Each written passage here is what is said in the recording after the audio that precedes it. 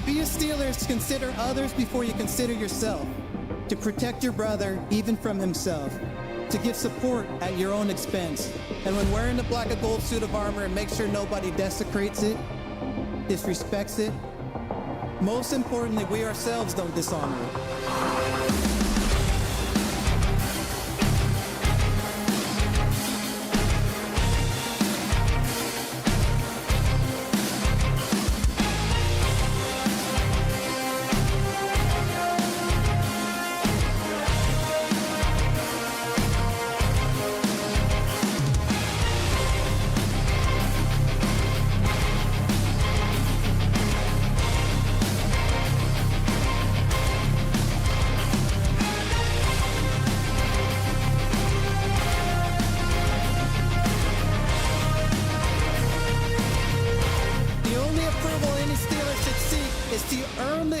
From previous legends who have donned the black and gold.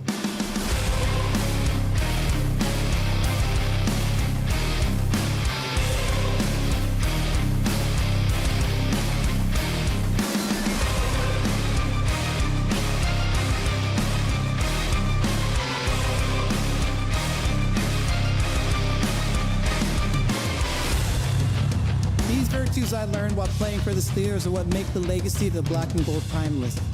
They are passed down in the locker room from the steel curtain to anyone who valiantly wears the black and gold. Creating a brotherhood that is deeper than money, business, and winning. To be a Steeler is to consider others before you consider yourself.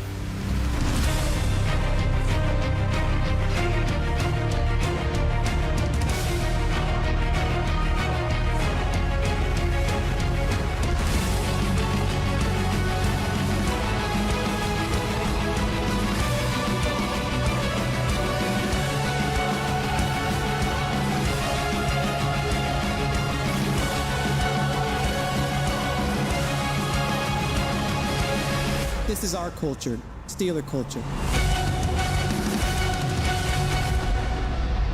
Now, here are your hosts, Rob and Dan, the Steel Twins.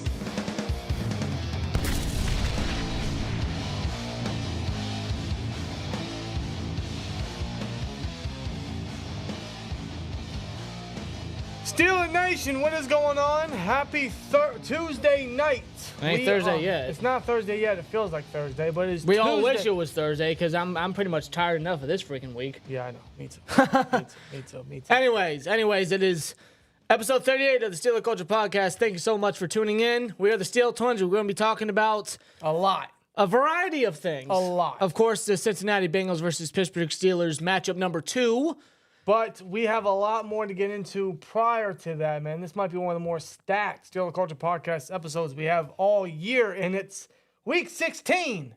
And the Steelers have their final home game this Saturday. Last one of the year. Same time as last week. Will it be the same result? I fear that it will. Against another backup quarterback. Against another backup quarterback, and against a team that they had their last win against 3 fucking weeks ago.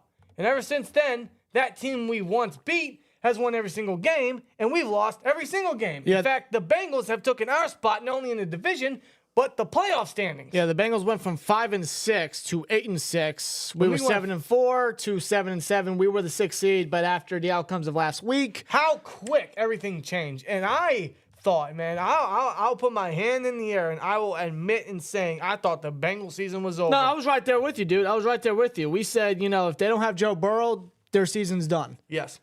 Boy, were we wrong. Oh, were we very wrong. We were very, very wrong, man. Jake Browning has been lighting up the league for Cincinnati, man. Yep. And this Saturday could be a much-needed quarterback change. Mitchell Trubisky is not an option. Thank God. Thank God. I think everyone here is very proud in saying thank God that Mitchell Trubisky is not an option for this Sunday. Because we don't trust Mitch. No one does. And apparently no longer do the Steelers, unfortunately.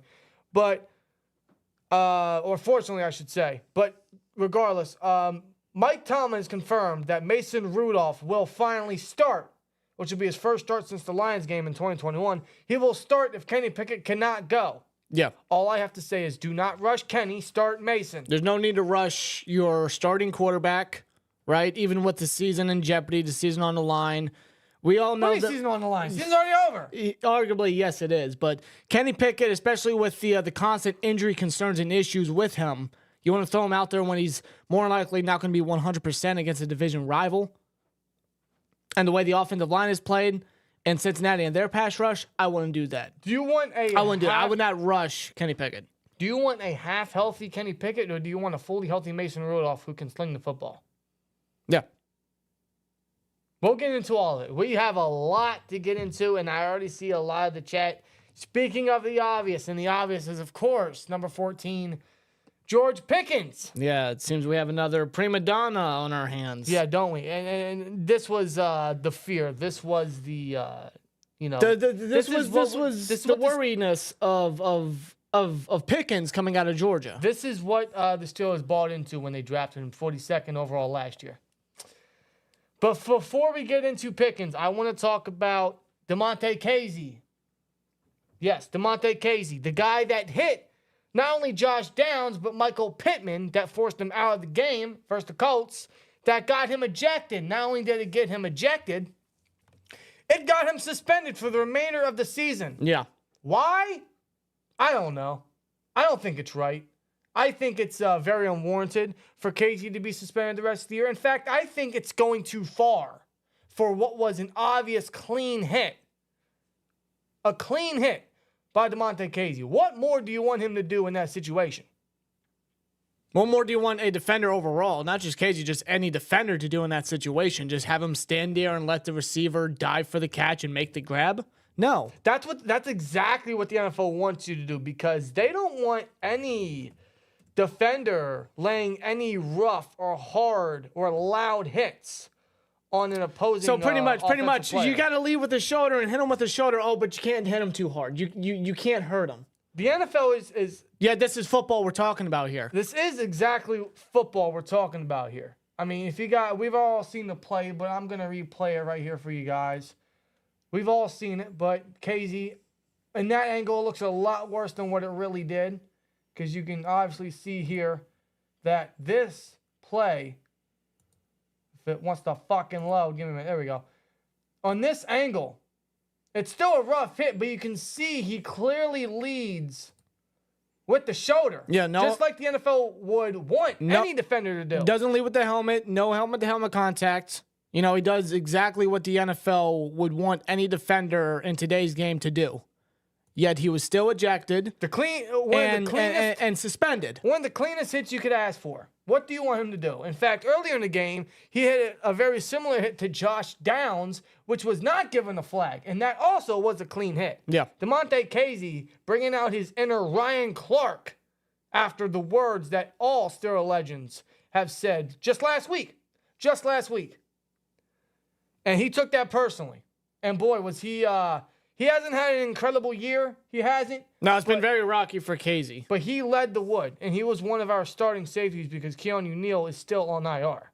Yeah. Minka, also, I should note real quick, Minka will not be playing against the Bengals. He is out with a knee injury. Oh, that's confirmed? Yes. Tomlin confirmed that. Tomlin confirmed that. Swear jar. Yes. Swear jar. Yes, we actually got coins this time. Yes, Minka's out. He will not be playing against Cincinnati. Great. So we're without Minka and most likely Kazee. Kazee will appeal his suspension, which he might win, but it might still give him a game or two of a suspension. The NFL is not going to completely erase all of it. They're going to still suspend him, but probably for 1 or 2 games. He'll win his appeal, but still be suspended, which is absolute garbage. You want to throw the flag? Fine, whatever. Bullshit, but whatever. Ejection, that's too far. Yeah, but then, the suspension completely. The NFL is truly going fully soft, year in and year out, year after year. As a matter of fact, it's unnecessary. It's ridiculous. Here's the part of it. It is football. It is a contact sport. Hard hits are going to happen. They cannot eliminate that. I'm all for player safety, fine, but you cannot eliminate them doing their job. Yeah. You cannot eliminate them playing defense the way you want them to, which is leading with the shoulder, not by the crown of the helmet, right? Well, that's what he did. Why? Because Pittman was effortless, or it sounded bad, or it looked bad. It's football. Shit happens. And if the breakup results in a monstrous hit, a humongous hit, shit happens, dude. This is football we are talking about. This is a physical contact sport. They are paid. They got into a physical sport. It's going to happen. You cannot fully eliminate it. And the fact that you're penalizing these players, flag, ejection, now suspension for the remainder of the year, is going way too far. The NFL has to tone down on their flags or their fines or their penalties of what these players are doing, which is playing fucking defense, playing football. And doing it the way that they want you to nowadays. And it's not like it's not just hits like these. It's roughing the passer penalties and unnecessary roughness and whatever. Stuff that these players are just supposed to do. Yeah. And they're penalizing these guys for absolutely no reason. They're trying to eliminate these things when they can't eliminate all of it. You can minimize it, which they have, but you cannot fully eliminate them playing defense, them doing what they're supposed to do, delivering hard hits. Shit happens. It doesn't happen every week like you used to see just a decade or so ago, but for fuck's sake, you can't completely eliminate it. Even Tom Brady himself, the greatest of all time, like him or not, deny it, he is the greatest of all time. Even Tom Brady had a lot to say in regards to Kazee's suspension. He said, and I quote, "Nobody likes seeing players get hurt, but hard hits happen. Quarterbacks should not be throwing the ball in areas where they are exposing their own teammates to these type of hits. Coaches need to coach better. Quarterbacks need to read coverages and throw the ball to the right places, and defenders should aim for the right hitting areas. To put the blame on the defensive player all the time is just flat out wrong. Need better quarterback play. It's not okay, quarterbacks, to get your wide receivers hit because of your bad decisions." And that's a big point that Tom Brady really throws out there.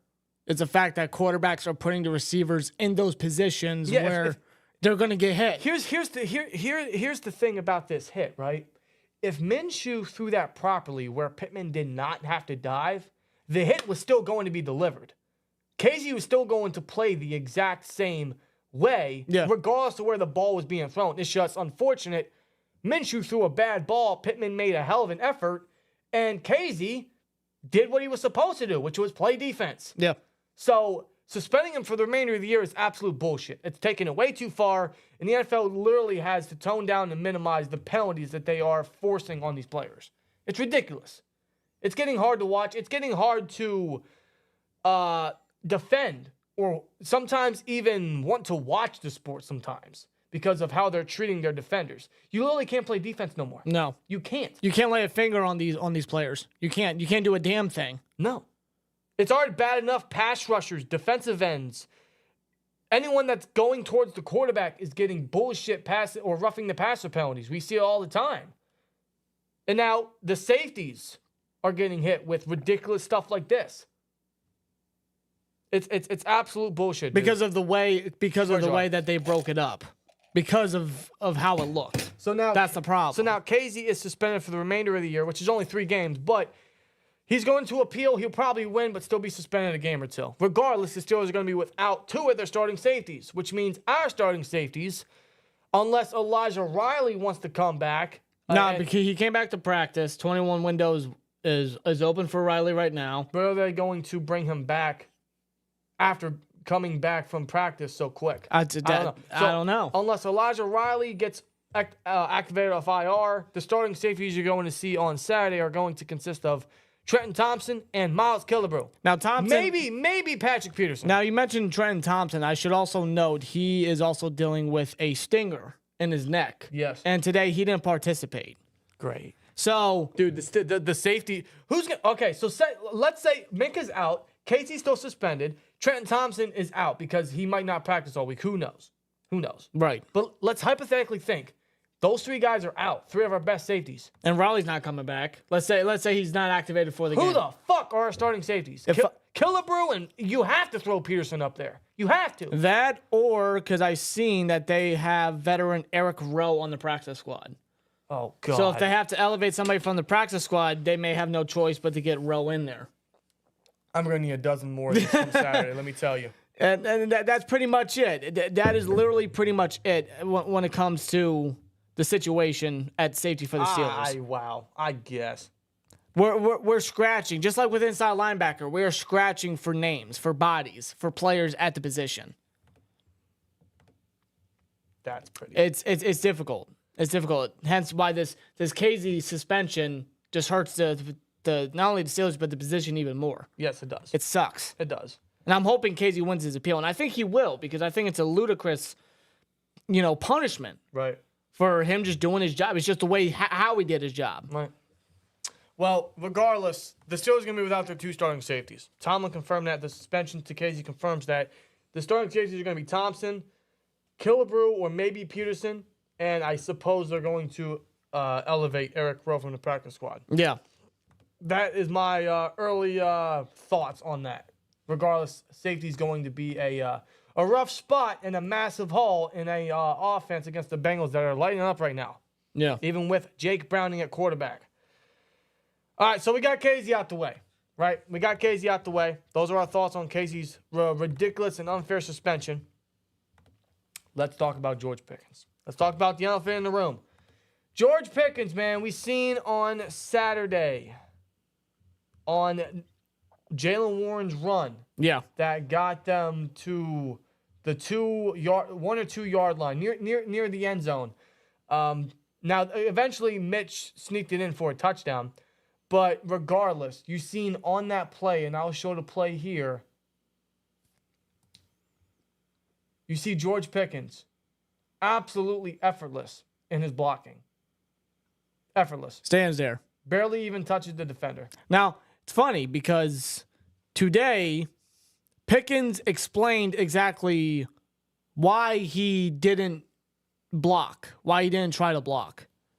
He simply stated, I was just trying to prevent the Tank Dell situation, the same thing that happened to him because Tank Dell suffered a season-ending injury. I ain't want to get an injury. When you stay on the block too low, you can get ran up on it very easily. So the reason why he didn't block and why he was effortless against Jalen Warren's run, which could have been a touchdown for Warren, right? Probably would have been, is because he didn't want to get hurt. He didn't want to go through a Tank Dell situation, according to George Pickens himself.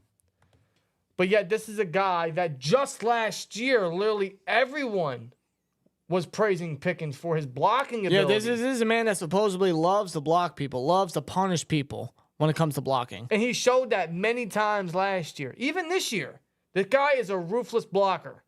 But on this specific play, he was incredibly effortless and just did not care to Dude, he help barely Warren. he barely laid a finger on number 40. No. And had he gotten the block on number 40, because he's about 8 yards away from where Warren is. Yes, he is ahead of Warren as a lead block. And the way that Pickens blocks, he can literally push number 40 backwards, give all his effort on that He can block. create a lane and for Warren. Warren will not even be able to freaking run into Pickens or trip over Pickens or hit his legs or anything like that. Absolutely not. No. In fact, let's take a look at the play again. If Pickens gets a block, Warren has nothing to worry You about. see number 40 right there, he has a part in tackling him. If Pickens moves forward and pushes the guy back into the end zone, Warren could probably shed the blocks right there in front of him and get into the end zone. Simple as that. And this isn't the only time that Pickens has shown such effortless such lack of effort on the field. In fact, it's been showcased his frustration on the field all season. And you understand why. You understand why a guy like George Pickens is immensely talented in an offense that is definitely probably the worst offense in the league. Scheme-wise, it has a worse quarterback situation, honestly. Pickens should have more targets. He should be a bigger factor in the offense. And I always say, man, in a different scheme and a different offense, this guy is already a 1,000-yard receiver. That's how talented he is. Yeah. So you understand his frustrations. But I don't think that warrants him to have such a lack of effort or a lack of lack motivation. care. Yeah. Well, exactly, motivation. And that's just not Pickens. That shows for a lot of guys in the Steelers locker room, especially on the offense. In fact, you could say for the entire wide receiver room, especially the two front guys at the wide receiver position. Yeah, the way that they've been acting out and behaving throughout the games. Yeah. Damontae scoring when we're down 2 touchdowns, or celebrating when we're down 2 touchdowns. George Pickens with the block and how he's acting out. Like, it's ridiculous, and it's flat out annoying. It's like every week it's something with these wide receivers. Right. Whether it is Johnson or Pickens, but this time around, more so Pickens than Johnson recently. Right. Pickens is just showing more of his negative attitude week after week. Originally, the frustration part was warranted, and you kind of backed Pickens on that fact, especially when you look at his route trees and just his stats and the lack of him being utilized or the lack of impact he has on the offense because we aren't giving him targets. We aren't utilizing him. Hell, for fuck's sake, he had two catches on the opening drive versus the Colts, and for the remainder of the game, he only got one more catch. So, yes, you understand his frustration at not getting the football or not being used in the offense. We all know what this guy can do. But, again, man, his attitude absolutely gets in the way. And that was always a fear of him coming out of Georgia. That's the main reason why he fell to 52, and the Steelers knew exactly what they were buying into when they drafted this guy. Yeah. That was the biggest fear.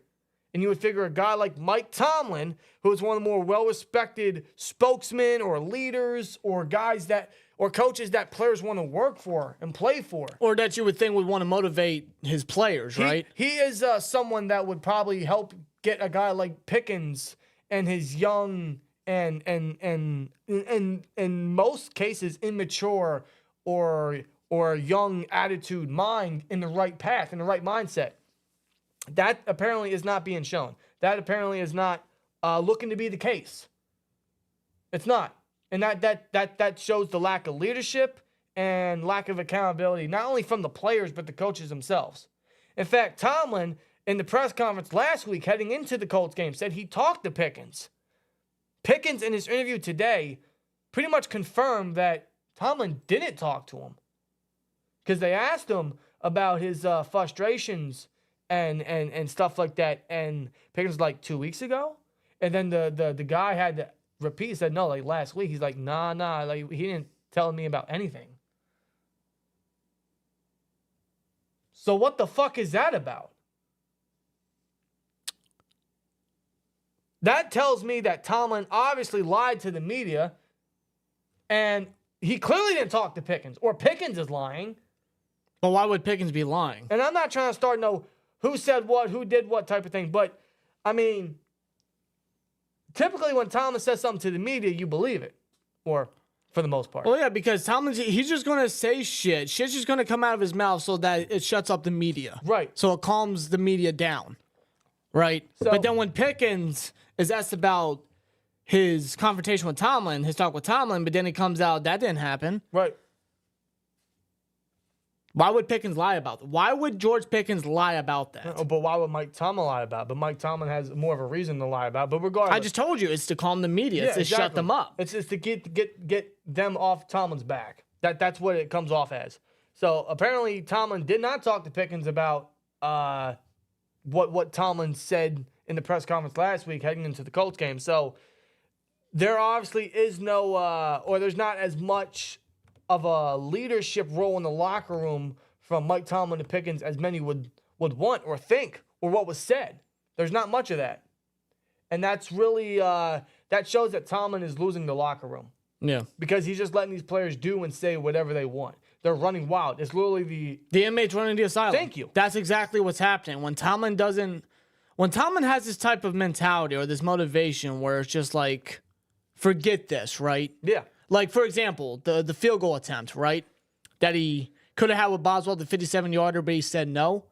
Like, if he's feeling that type of way about a freaking field goal, if one of your more reliable players currently on the roster in a dome, in that particular moment, and Tomlin saying, forget it, no, although he gave his reason saying, it's because of a leaky defense with the injuries at inside linebacker and safety, he didn't want to put him in a bad situation, but he just further proves our point that he's living in his freaking fears. Right. But if he's not going to be in the mindset of win or like, come on, we can still get this victory, we got to bounce back.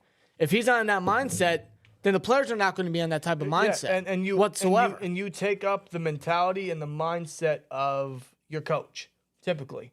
And that's what and so how do you expect these players to act if the coach is not going to be coaching, if he's not going to be leading? And you see Pickens' attitude. You see Pickens' just comments. And he says more. We'll get into it. But you see what Pickens is doing and saying, and it just comes off as obviously there's no leader on the offense. Ben said that in his podcast last week, and obviously there is not. There's none. There's not one. With the lack of leadership on the offense, you would expect coaching to step up in that factor. It is not. A guy like Pickens, coming out of Georgia, had attitude issues. You would figure a guy like Tomlin, well respected in that factor, like a father figure, as many people would say, would step up and try to get Pickens on the right mindset, the right path. And he's not. In fact, it's going worse. And his attitude's only getting worse as it goes on. And, in fact, Pickens not only explained to you why he didn't go for his block or his lack of effort on Warren's run, he blasted the media, pretty much saying, all the people that's questioning my effort, they don't play football. They do what y'all in the media do. All that people that got opinions, they're media, surface guys. None of them play football. So he's pretty much going with the you don't play football, so you know what you're talking about type of discussion. Yeah, you don't play football, so shut your mouth. And I hear that all the time, and I find it absolutely ridiculous. So last year, when you were blocking, when you showed great effort in your rookie year, they were praising you for your blocking. But when they question you for your lack of effort and your lack of blocking, they don't know football now?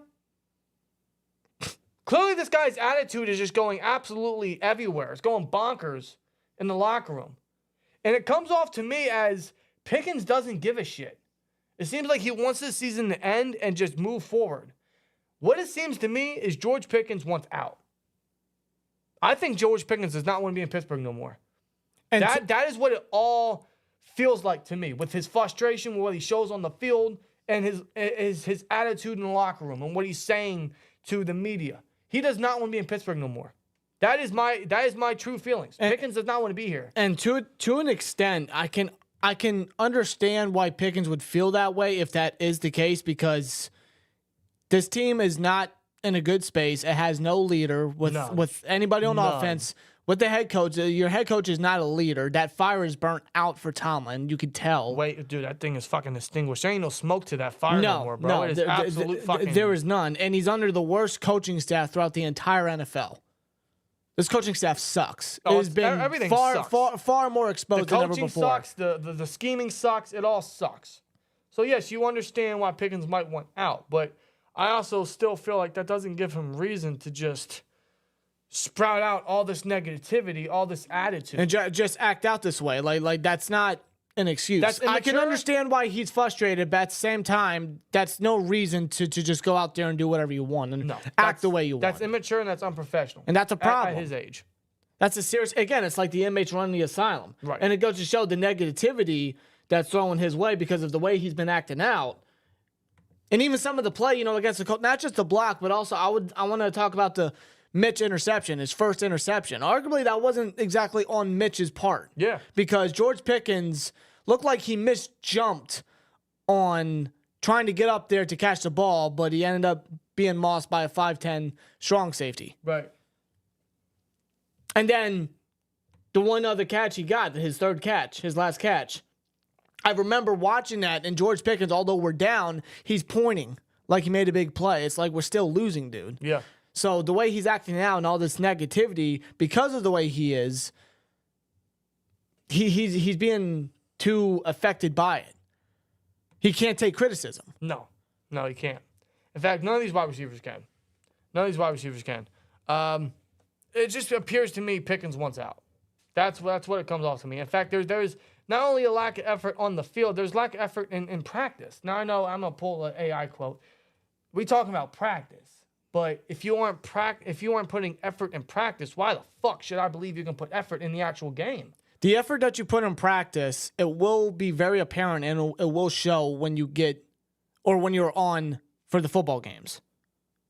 If you're not going to give it your all every single time, every single snap, every single rep at practice, if you're not going to go out there and be your absolute best on every rep in practice, that will show in the football games. How many times this year have we seen Pickens so down on the sideline? How many times this year have we seen Pickens so sad or disappointed or frustrated on the sideline or on the football field? Now, I know this is the type of year where everyone's going to feel that way, but Pickens more so especially. And I know the media targets Pickens because he's an easy target and he's what's going to get them, headlines and clicks and posts and stuff like that, right? The media knows what the fuck they're doing. Yeah. They do. But Pickens, man, is not helping his case. It's not helping the Steelers' case. It's not helping anything. It's not at all. In fact, it's actually making it worse. It's making it an exposure on the leadership. It's making exposure on the locker room. It's making exposure on the lack of accountability from everybody. It's an absolute mess. It's truly a mess. And I truly think Pickens doesn't want to be here no more. He wants out. Now, I don't want to trade Pickens. I don't want the Steelers to trade Pickens. I don't. He is too fucking talented. And a lot of times in the NFL, talent pushes off. It passes everything. There are players that have been through a lot worse for many reasons, one reason or another, but talent pushes through all of it. And Pickens is incredible. He's a great talent. We said it many times. He has Hall of Fame potential. He is that good. His attitude is definitely going to get in the way. It already is. But with what he's saying and his effort on the field, whether you want to say it's because of the season or the scheme or whatever, it still doesn't warrant him to be so pouty. It comes off to me as very immature, very unprofessional, truthfully. And I just don't think he wants to be here. And I don't want to trade him, but truthfully, man, Pickens outside of Pittsburgh is going to be a great talent. He is. Yeah. And if he doesn't want to be here no more, then maybe it's not right for us. It's not right for him, or it's probably for the best that those two move on and we trade him for as much as we can and then move on from him. I would hate for that to happen because he's so great and he's only going to be in his third year next year. And I don't know if it truly happens.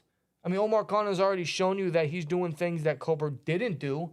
He's doing things un-Steeler-like. He's doing things that us Steelers fans are not used to. Yeah. We got so used to what Colbert and his conservativeness was doing in the front office that Khan could do things out of left field that we're not expecting.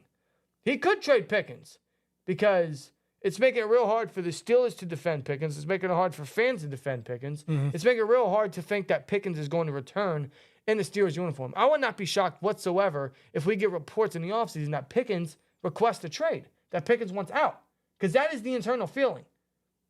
It's just from the body language, from what he's saying, it just comes off through whatever screen you're watching that he does not want to be in Pittsburgh. And if that's the case, Steelers might have to pull the trigger. They might try to get as much as they can, and if that's the case, then so be it. It's probably best that they move on. The partnership was good in his rookie year, and it's just not working. Now, I would like for Pickens to stay, hopefully mature in his third year, and then we go through an absolute whole fucking offensive scheme change, and I mean every fucking thing, because it's absolutely necessary if we want to take the right direction in a modern fucking NFL. I'm hoping he can stay, mature, and we can go through an absolute whole change, and then truly use Pickens to his top potential. Yeah. Because we know what he's capable of. But I don't know. It's making it real difficult to imagine George Pickens as a Steeler next year. Yeah. I don't want him to be traded, but if it's what's going to have to come down to, then it's probably in the best interest for both parties. And I hate saying that because, again, he's too talented. Well, see, here's the thing about excuse me. Here's the thing about possibly trading away George Pickens, right? Mm-hmm. Knowing his potential and knowing the type of talent he's got, teams are going to want to go out there and try to fetch for a receiver like him and his talent, especially with how young he still is. Like for example, the Chiefs, right? Like they're desperate for a wide receiver, right? The Carolina Panthers, they may be looking for a wide receiver. Teams are out there desperately trying and vying to get a wide receiver, especially if Pickens' age and talent and the caliber of play that he just brings to the position. And when it comes to that, they're going to want to look at trading some big cap about that, some big draft capital about that. I'm not saying a first-round pick. I'm not saying Pickens is worth a first. He hasn't really, statistically hasn't showcased that whatsoever. He was arguably a first-round pick had he not gotten injured in his last year at Georgia. Right. But I would imagine that a team would be willing to give up a high second-round selection for his talents because, Yes. you know, it would be worth it because, again, we all know Pickens' talent. And that's And losing Pickens, yes, it would absolutely suck. We all know the talent. You're absolutely right about and that. not only because Pickens is talented, and we just got him 2 years ago, but we don't have any other receivers. We don't have depth. Now, we are the Steelers. We can Yes, I was going to get to that point. Yeah, we can easily replace a fucking wide receiver, dude. I mean, we replaced AB with Damontae. We replaced Claypool with Pickens. I mean, we can replace anybody with fucking anybody. Yeah. So there is no fear. There's Cero Miedo when it comes to us having to replace a wide receiver. That is just, we are a wide receiver factory, essentially. Yeah. So there's no fear in that. But Pickens is probably one of the more talented. He's probably the most talented wide receiver the Steelers have drafted since Martavis Bryant. I'm fucking serious. So, yes, it would pain for me to see him be traded. But like Bryant, it didn't take us long to replace him. It didn't. You're right. You're right. Now, keep in mind, I throw out the idea because it's a possibility. Just from what Pickens is saying and what the body language is speaking, it's a possibility. Pickens, in my honest opinion, man, he doesn't want to be here. I think he wants out. I don't blame him, but I don't want to see it as a fan. Yeah. As a fan of Pickens, for sure. But if they got to move on, then so be it. I know we'll get a decent capital out of it, and we can replace wide receiver. There's no fear there. It just comes off with George Pickens and the Steelers organization. It just comes off like that interest, you know, that connection, you know, that love is separating slowly but surely. I think that, you know, this is. But I think all that really stems from the offensive scheme and the head coach and the lack of leadership. And once you get rid of the head coach, follows a brand new scheme and hopefully new leadership in the locker room. And I think that's going to be a big morale boost for Pickens. If we were, and this is a big if, because this is the Steelers, we're the Steelers, and Art Rooney doesn't make changes, you know? You're right. So, say we stick with Mike Tomlin for the 2024 season. The scheme doesn't change. No. Tomlin refuses to change, to let go of his grip. Season over. Bro, I'm saying season not over just already. that, but considering what Pickens has been under and what he's seen and how he's been used, if Tomlin is confirmed to come back next year, I think that's it. If Tomlin is confirmed to come back next year for the Steelers. So you're saying Pickens doesn't want to play for Tomlin? I mean, look at the usage of George Pickens, dude. Look at the way that he is being used. The offensive scheme is from Mike Tomlin. No, you're right. Tomlin and his mentality is straight up, defense. Tomlin never changes anything. But his mentality is just straight up. I agree. But his mentality is just straight up defense. Right.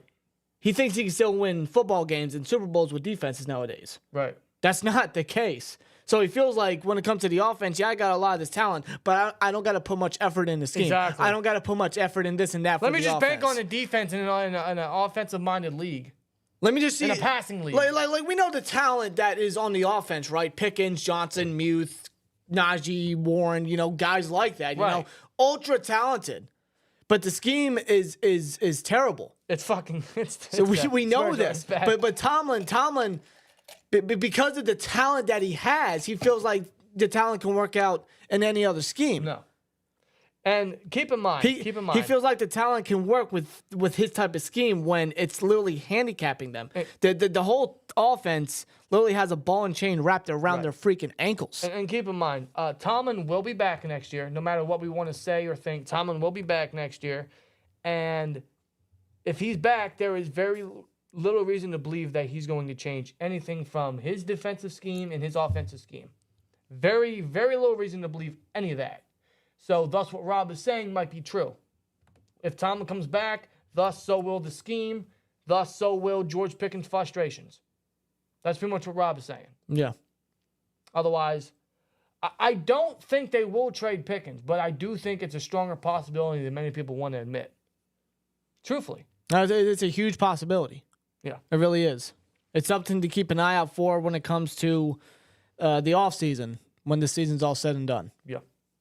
So keep that in mind, man, as the season comes to an end and the offseason looms around, and of course the moves that'll start be happening. Do not be surprised if you hear more towards George Pickens wanting out of Pittsburgh, because that's just the internal feeling, and depending on what we do, we'll see what what Pickens truly wants.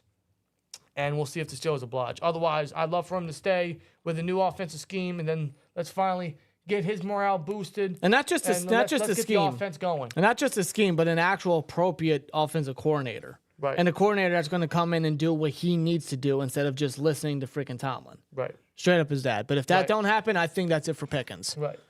And there is some blame to be put on Pickens because, again, there is a lack of effort. Oh, yeah, absolutely. You saw that many times this year.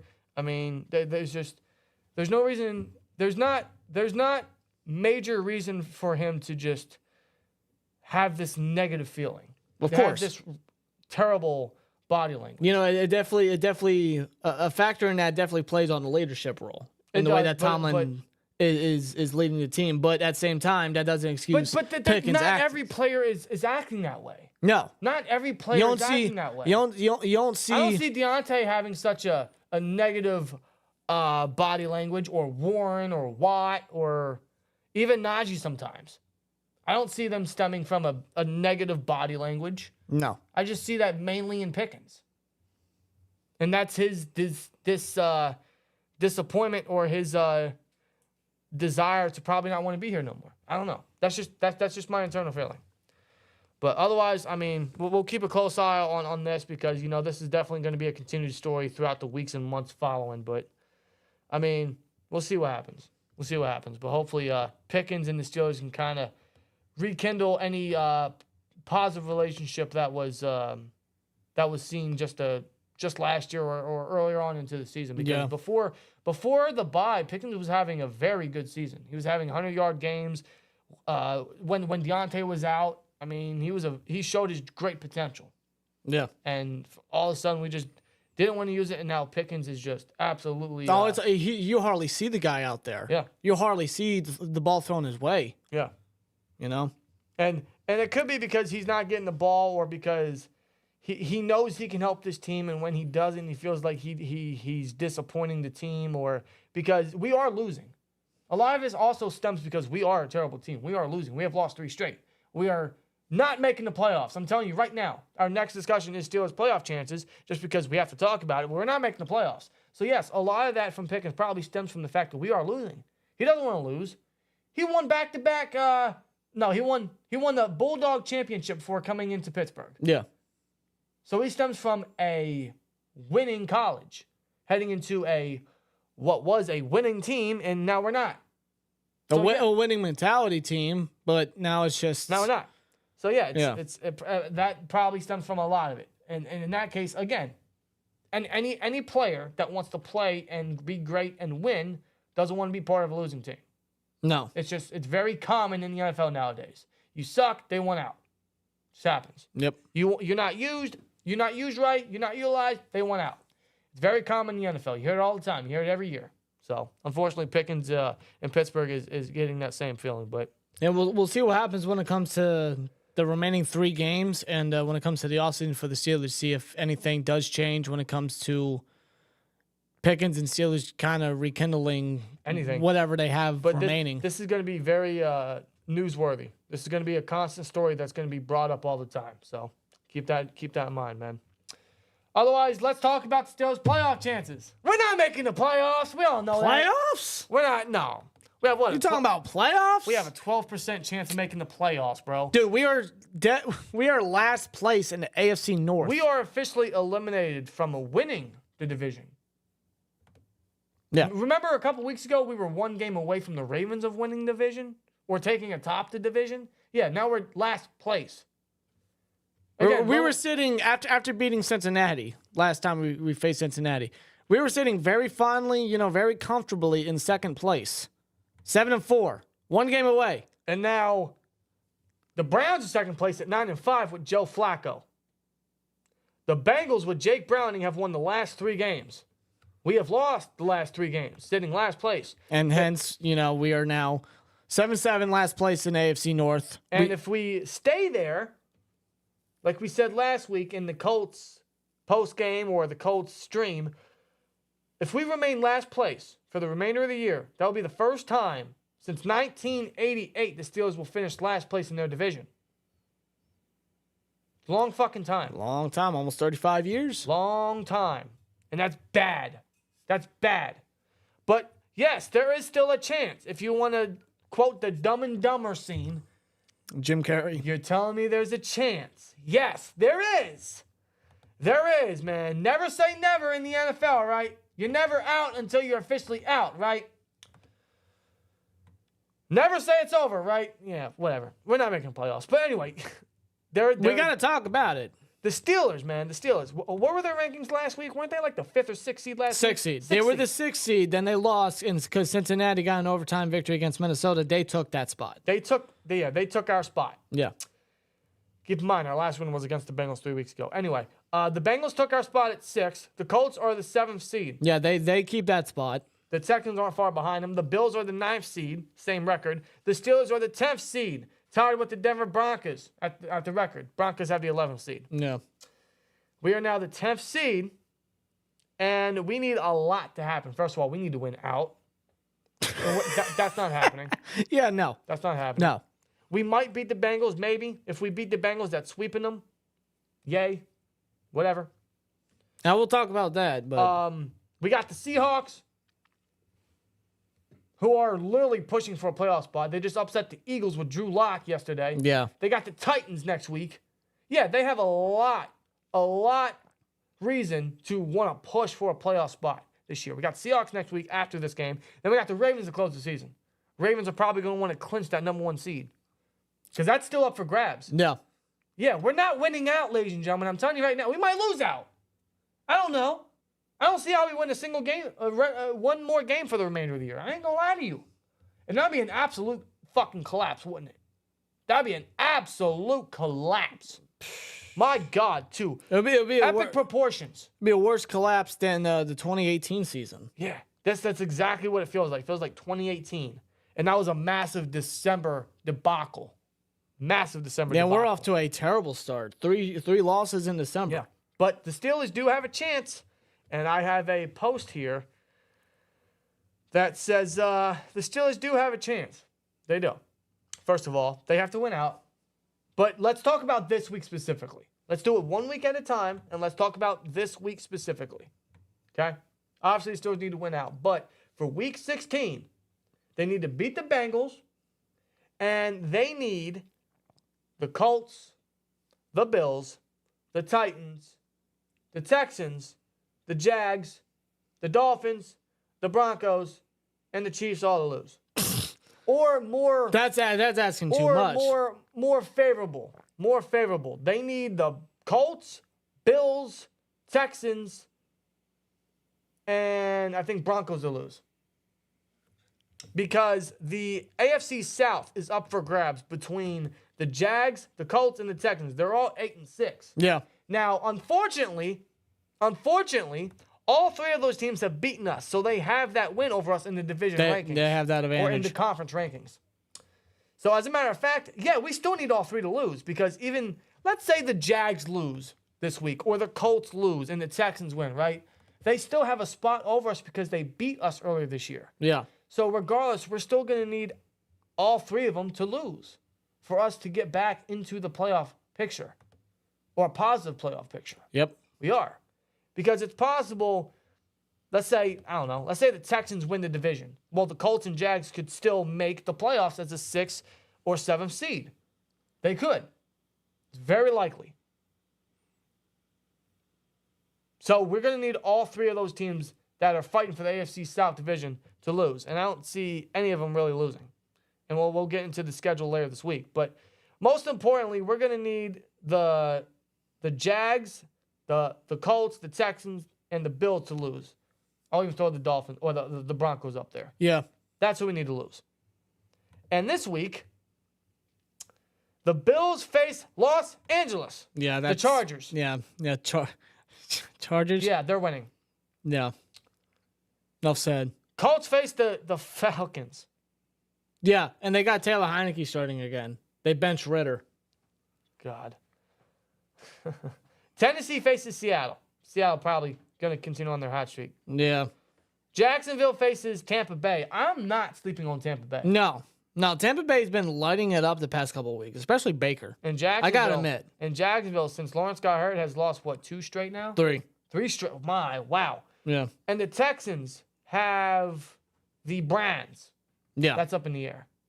Yeah, because Stroud's not expected to play. He's still dealing with that concussion. So. You tell me the Browns could get double-digit wins? Wow. Yeah, how resilient yes, they are. Yes. I hate saying that, but how resilient the Browns are. My goodness. I never thought I'd say that about the Browns. So, yes, the Steelers' playoff chances are low, but there is still a chance. But we're going to need a lot of favors from a lot of teams, including people in our own division. Yep. So, yeah, we're not making the playoffs. No. We're not. We had a chance. We were sitting nice and pretty, and we completely blew it. So, there is a chance, but I'm not liking our odds. Not at all. We need the Colts, Bills, Titans, Texans, and Jags to lose. Mostly. As well as the Broncos, because the Broncos are right under us. So, yeah, we need all that to happen this week. All that. That's not happening. No. It's not. I'm sorry. Hate to burst your bubble. There's no way all that happens. That would truly be a Christmas miracle. Literally. But we also still need to win. That's most important. No. And we're not winning right now. We're not. No, we're dumpster juice. Bro. We are straight up dumpster juice right now. It'll make Bizarre jealous, bro. Let me tell you. My God. Yeah. My God. So that's our playoff chances, guys. So we need to win this week as well as win out. So we get all those favors. We get the Texans, we get the Jags, we get the Colts, we get the Bills, and the Broncos all lose this week. We still got to win out. Yeah. And I don't think that's happening. No, every game has serious playoff implications. And just the way I've seen the Steelers play and how the Bengals are looking, the Seahawks are looking, and the Ravens, they're looking to clinch number 1, it appears that they're going to want it more than the Steelers do. And let's say somehow, some way, the Steelers still do make it. Because there is some mind-boggling chance. Let's say they still do make it. We already know what the end result's going to be. Would it be impressive for Mike Tomlin to go through all this and still make the playoffs? No, not really, because unfortunately, he put us in this position. So that's not happening. Otherwise, regardless, we're stuck. We're stuck where we're at. So it's not happening.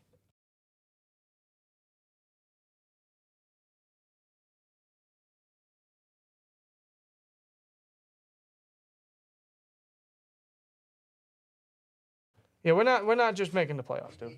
We're not. I will. We're not making the playoffs, guys. You guys already know that, unfortunately. I mean, we could, but I don't see it happening. I don't. No, dude. It's there's no way, right? There's No, because again, if we do, I guess it's impressive for Tomlin, but again, he puts us in this position only for to go through disappointment and another playoff loss in his record. Yeah. So regardless, it's not leading to anything. It's leading to another Tomlin L. That's what it's leading to. Yep. What's up with Miles Jack? I don't know, Rob. I don't know. All I know is he's on the practice squad, and Tomlin did state that Martinez and Jack would get a opportunity at inside linebacker because of the inside linebacker play, which has been god-awful outside of Roberts. Yeah. Yeah, that's what he said in his press conference. Okay. But Martinez was a healthy scratch. Why, I don't know, last week. He continued to go with Michael Walker, and he's been straight up. Michael Walker cannot start this week. No, there's zero way. There's zero way you start Michael Walker. You got to. Martinez may not be much better, but you can't keep going with the guy that's making your defense struggle. You can't keep riding with that at all. And Miles Jack, I mean, apparently he's, from what I've read, he may not be in football shape properly. He may not be in playing shape. I don't give a fuck, So man. You I just don't can't know. play Michael Walker. It's as simple as that. You can't play him. You can't. But I mean, it goes to show, again, just like a safety, where we are scratching for people to get in there. No. It's bad. We got 2 people that came out of retirement. Like, come on. It's a bad situation. It's a very bad situation. Otherwise, first of all, I want to get into some super chats before we get into the true Bengals preview because we got a lot more to talk about there. Hip Hop Faded with a 199 says the best Steelers podcast on YouTube. Hope 2024 is fire, is lit. Hip Hop, appreciate you, man. Thank you, man. Appreciate it. And Rick Atkins with a $10, man, says, as a Browns fan, I have to admit I'm loving this podcast. After years of being where you guys are now, it's awesome to see at least for 1 year the roles are reversed. I would have to say that the feeling is not mutual. No, Is this how you guys felt all these years? See, but y'all had a worse record. And arguably, we should have a worse record. Yeah. How do we have 7 wins? I don't know. It's crazy. It's crazy, I don't know. dude. Let's see if I can pronounce your name right. Kua Mote. I apologize if I botched that, which I probably did. He said, Holcomb getting injured really was the start of the downfall of the defense. Correct. The downfall of this defense was when all the linebacker injuries really started happening. Yeah. Because then, obviously, that was our biggest exposure for offenses to game plan against. And that's all they've been doing, was attacking our linebackers, attacking our middle of the field with tight ends and using the run game and getting blockers up in the second level and bullying our guys, bullying our lack of depth. It's been hurting us. And that's why the defense cannot hold us like they did the first couple weeks in the season, the first half of the season. Yeah. That's exactly why we are starting to lose more, because the offense still can't put points on the board. They haven't been able to put points on the board, but now the defense can't stop anything because their linebacker injuries are suffering immensely. They can't stop the run. They can't stop the plays. They can't stop the points. No. And there is no communication. There is no green dot. No one knows anything. No. No one knows what they're doing on defense. There's constantly too many men on the field or too many less men on the field. The lack of communication is so bizarre. And it all happened when the linebacker injuries really started suffering. And it sucks, man. It really sucks. It really hurts. And, see, that's why I guess this will tie into the Bengals preview. A lot of people said that because you look at Mitch Trubisky, right? He's 0-3 as a Steelers starter. Or 0-3 since coming in as Steelers quarterback, right? Yeah. And he's not done good. He's done a terrible job.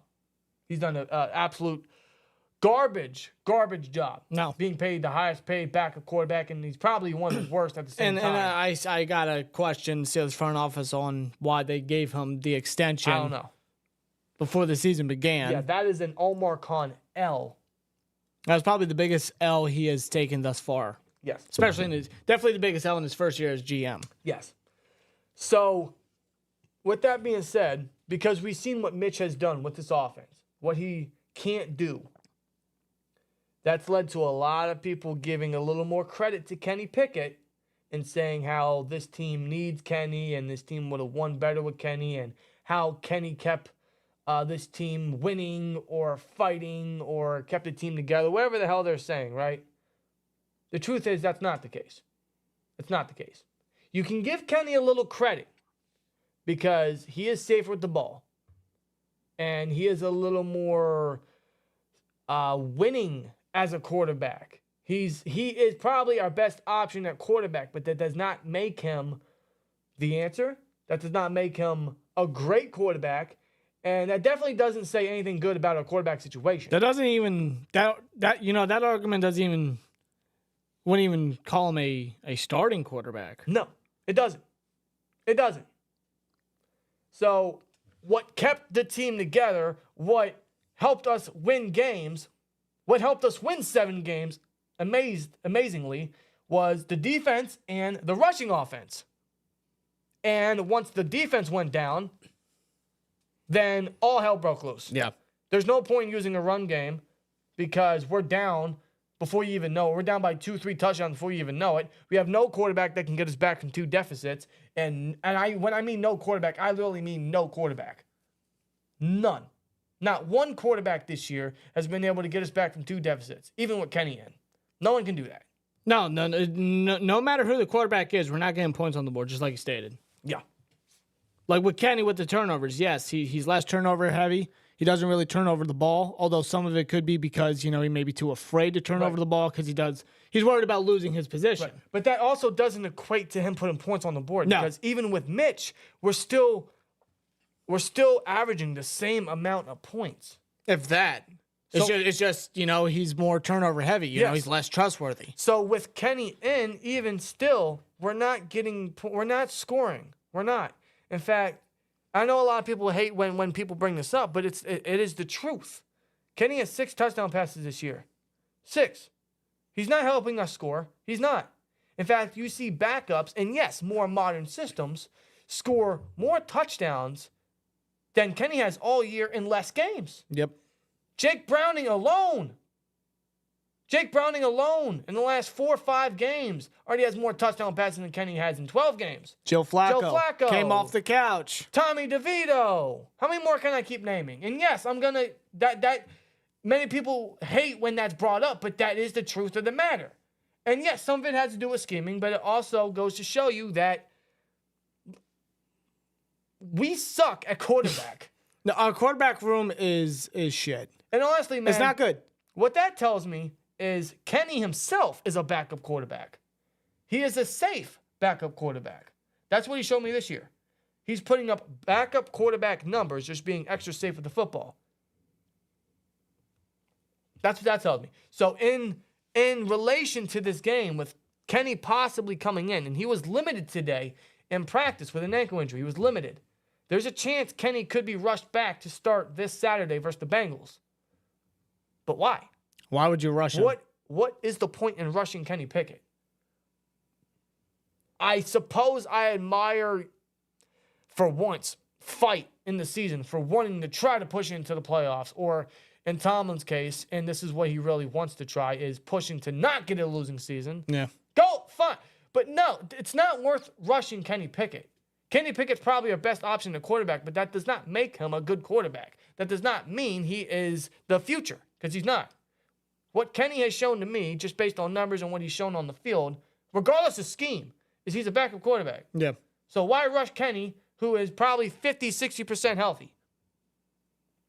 Thus, you should just start Mason Rudolph. Don't rush him back. Don't.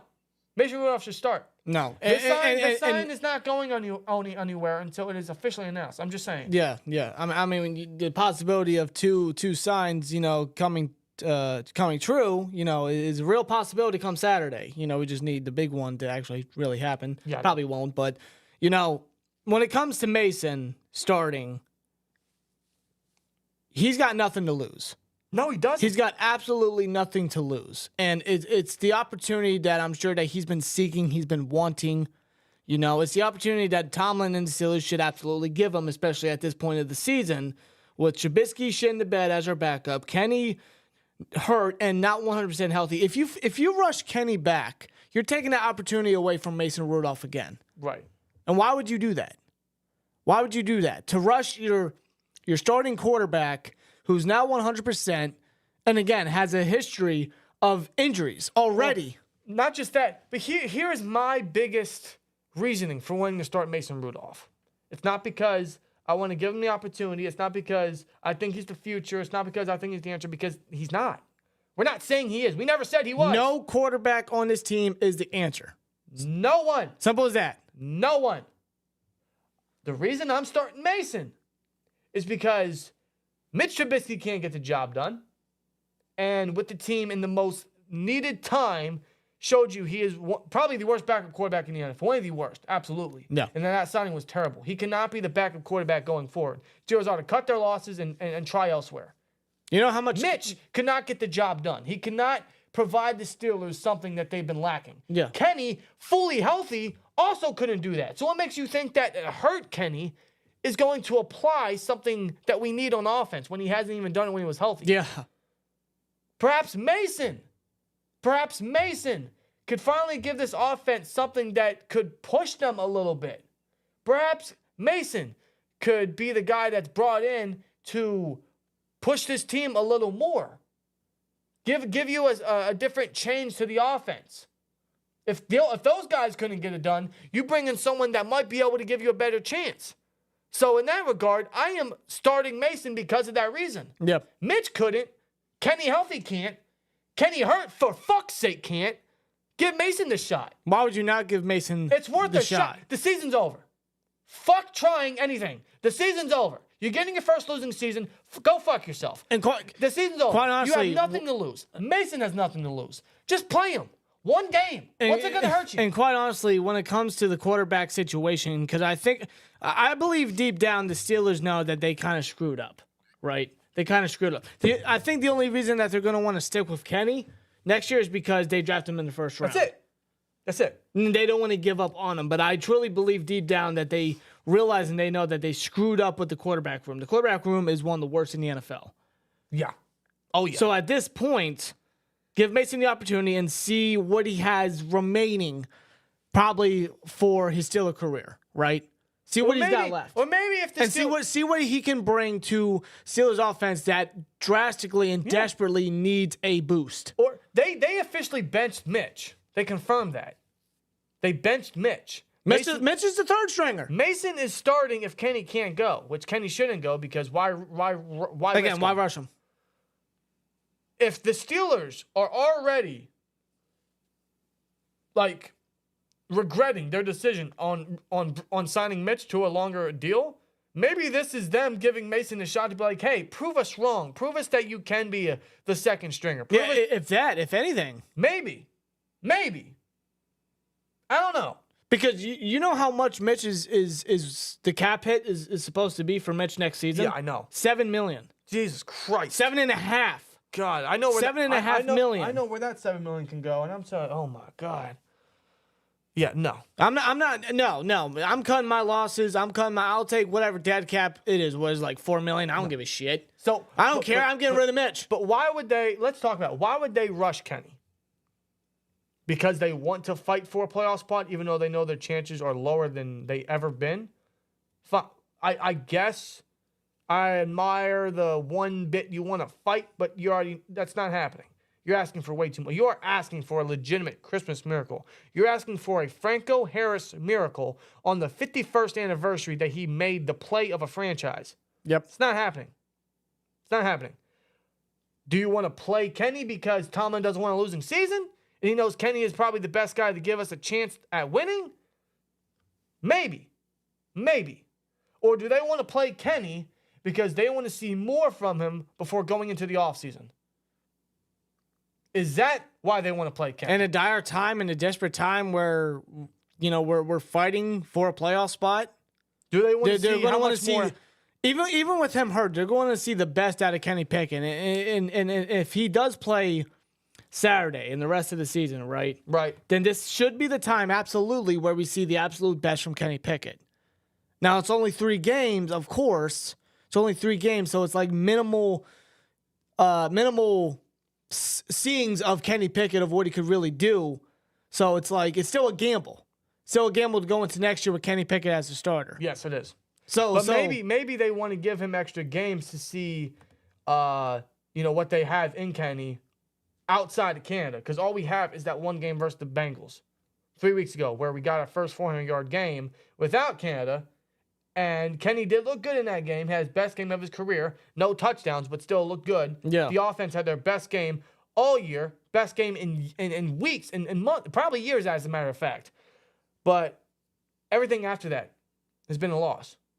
Nothing from that time on has replayed in the offense. And maybe that's because of the fact we had Mitch at quarterback. But even then, I mean, you've seen many other teams in the NFL with backup quarterbacks changing their schemes, changing their playbook to better fit the backup to find greater success for him and their team. And you see many teams this year with backup quarterbacks probably making the playoffs. Yeah. Jake Brown's probably making the playoffs. Joe Flacco's probably making the playoffs. Gardner Minshew's probably making the playoffs. Yep. Case Keenum is the starter right now. He might make the playoffs. You saw what Drew Lock did yesterday, beating the fucking Eagles, game-winning touchdown pass. Yep.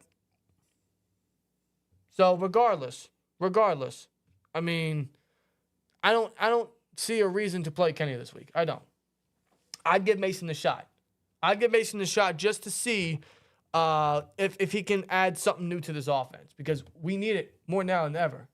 And Kenny and Mitch never showed that at once this year. Not once. Kenny maybe in one game, but that's still not enough to want to rush him or even think he should be the guy next year.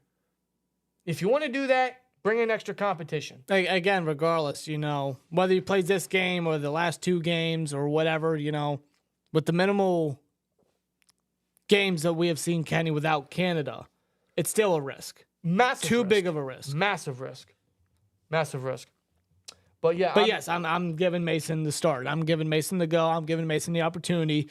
Tell him to go out there and give this offensive boost the best that he can. And I'm rooting for Mason if he does start. But I'm also going to be very even, very fair with Mason if he plays bad, if he plays terrible, if he plays down. Yeah, rightfully so. Going to be honest. Rightfully so. We're going to be equal with just every Steelers player. It doesn't matter, who you are. Right. If you're not playing up to par, then we're going to call out. Although we are asking for Mason to start, if he comes out and shits the bed, we're going to be very fair in criticism because that's how we've been with every player, and that's just, again, fair criticism. Yeah. It is. It's equal criticism to the team. Exactly. So, but we are asking for Mason, and we're going to obviously root for Mason because regardless, whoever's the starting quarterback is going to get our full-fledged support, regardless of how they play or regardless of trust. So, you should play Mason. But the Cincinnati Bengals, man, we've mentioned it many times already. That was our last win. Ever since then, we've lost all games. Bengals have won every game. Yep. The Bengals, man, I thought their season was done. So did I. They made me eat my words. They made me eat my words. I said, without Joe Burrow, their season's done. Their season's over. There's no way.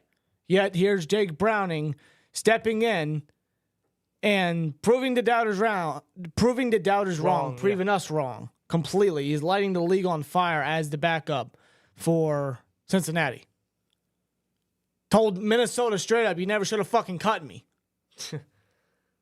I mean, Jake Browning's got a big chip on his shoulder. Yeah. And a lot of momentum. The Bengals overall got a lot of momentum, and they're showing a lot of resilience and a lot of fight for their season. Yeah. No more Joe Burrow, but they're not closing their season. And look at Jake Browning the last 3 games, the last 3 wins. Ever since coming as a starter, he's been 3-1. His one loss being against the Steelers, obviously. Yeah. But his last 3 games, he has led the Bengals to high points. And in the Jags game, he had, what was it? He had 2 touchdowns, a passing touchdown and a rushing touchdown. Yep. In the Colts game, he had 2 touchdown passes and a rushing touchdown. In the Vikings game, where he brought them back from a 2 touchdown deficit, which, by the way, we don't have a quarterback that can do that. Nope. 2 touchdown passes, 300 yards. Yeah, second 300-yard game this season. Who the hell was this guy 4 weeks ago? 4 weeks ago, he was making his first career start. 4 weeks ago, he had zero NFL statistics.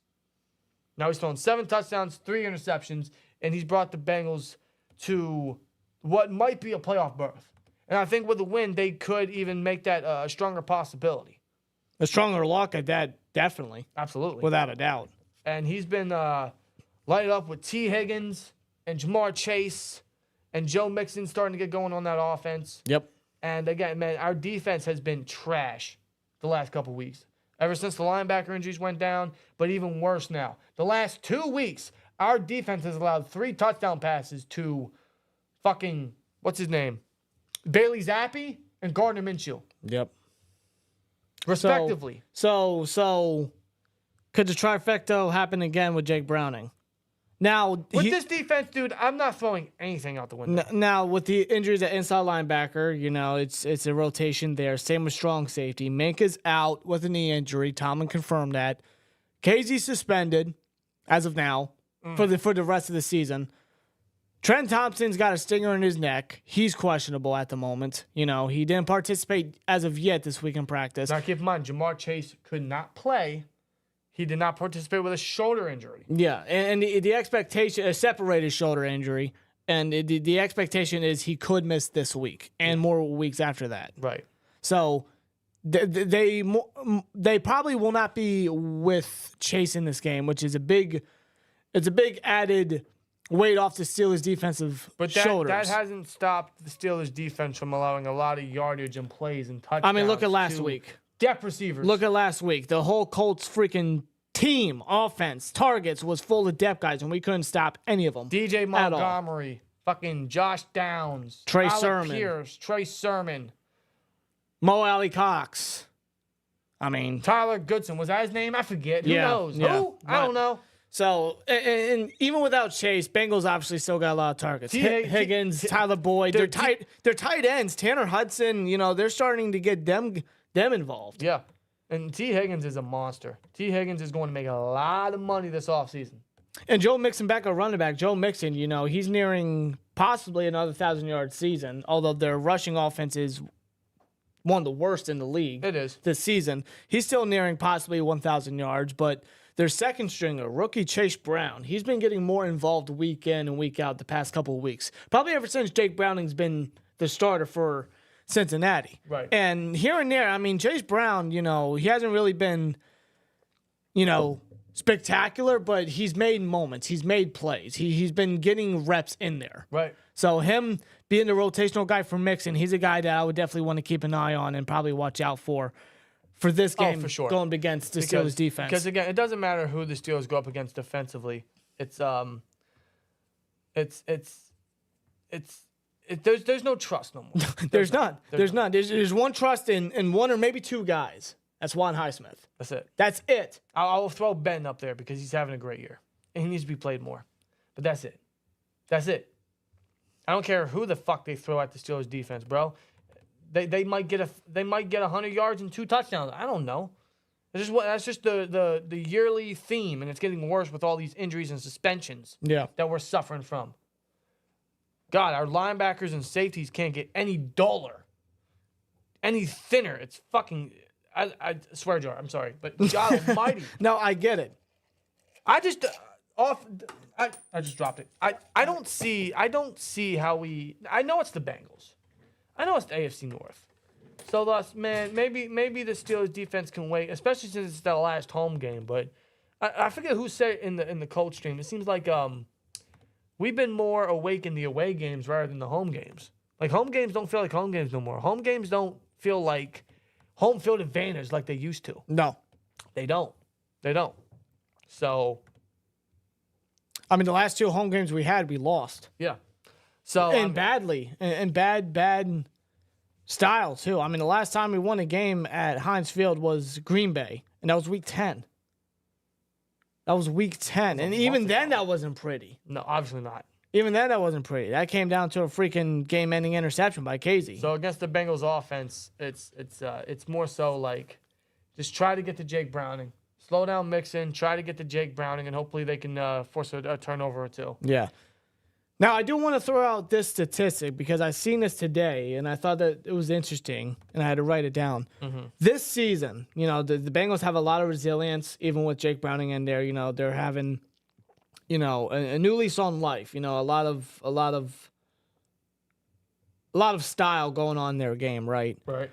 But when it comes to the AFC North, okay, the Cincinnati Bengals actually do not have a single victory against a division rival. This year?